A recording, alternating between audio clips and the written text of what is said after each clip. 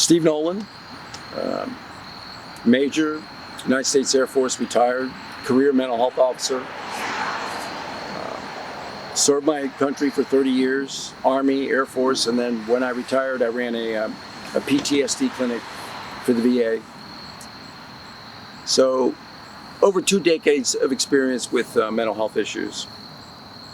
I had talked in a previous video about Charlottesville. I'd written an article 2-3 years ago called Charlottesville, the mental status exam that the Commander-in-Chief failed. It ties into what we saw the other night at the presidential debate, where he was asked to denounce white supremacy, and he ended up endorsing, actually helping recruit white supremacists to at least the group called Proud Boys. It's a problem that he couldn't even separate him from the next day following the debate, when he was asked by reporters yet again, could he denounce white supremacy? And then he told the nation that he didn't know who Proud Boys were. And that's a lie, of course. It's ludicrous. And it's what someone with this particular mental profile does over and over. It's called gaslighting. It's to create mental confusion. It's extremely prevalent in the domestic violence field, where the perpetrator keeps confusing the victim so that they start to question their own sanity. In the president's case, he says things, you heard what you heard, and then he comes back and tries to say that he didn't say it, or change the story, or say he suddenly doesn't know anything about the group. There's 100 different areas like this that I could talk about, and I covered many of them in my book. I published a book called American Carnage, An Officer's Duty to Warn. And I clinically break down the mental status of the president, the mental unfitness of the president in these different areas. For instance, there's a chapter called The Tweets, and I break down the tweets clinically, or the rallies, etc. But with all of these examples, there's one thing that should never be forgotten, because it overshadows everything else. And that's Helsinki. And this country should never forget what happened at Helsinki. And it's funny, because I started, before I was a mental health officer, and that was the bulk of my career, I started my career as a line officer in electronic security in Alaska. And this was still back in the Cold War era days, and electronic security had to do with spying on the Soviet Union and them spying on us, etc. They were enemy number one. In my entire career, the Soviet Union / Russia has been our number one enemy. It's not rocket science.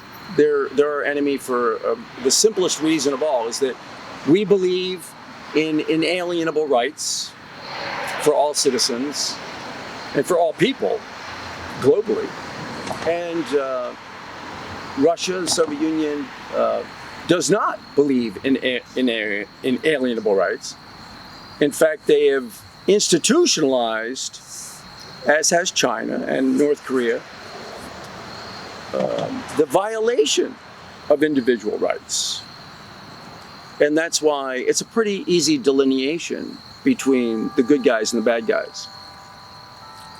Senator John McCain, a war hero, a Navy pilot shot down over Hanoi and spent more than 5 years in prison, being tortured, said that the President of the United States went to Helsinki and abased himself in front of a tyrant. And he most certainly did.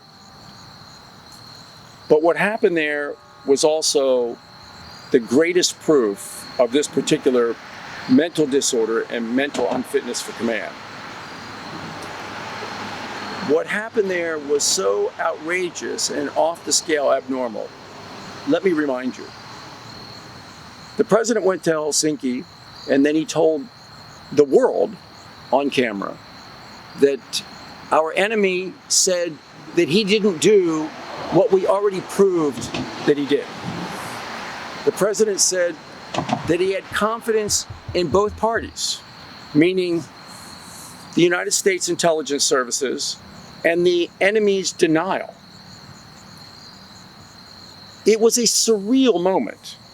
This is the equivalent of John F. Kennedy telling us that he met with Nikita Khrushchev and that President Khrushchev assured him that there were no missiles in Cuba, when we already saw the missiles in Cuba. We already had satellite photography.